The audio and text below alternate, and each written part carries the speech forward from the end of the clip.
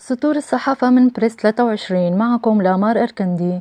نبدأها بجولة سريعة لأهم عناوين الصحف العربية والعالمية، والبداية للصحف العربية.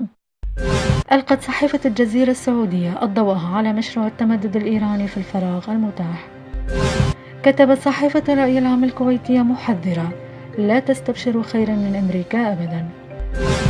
صحيفة الشرق الأوسط كتبت أيضا عن النفوذ الإيراني من زاوية الصراع السعودي الإيراني في العراق.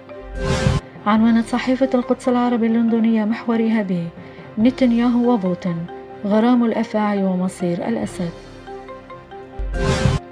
ننتقل متابعينا الكرام إلى الصحف الأجنبية ونطلع عما ترمزته الفاينانشال تايمز عنوان مقالها لليوم ب هجوم باريس يسلط الضوء على كيفية مراقبة المتطرفين.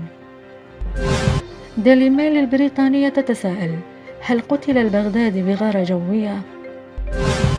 التلغراف كتبت في عنوان مقالها عن السويد تقرر طرد 800 ألف لاجئ وتدابير حاسمة تتخذها دول أخرى.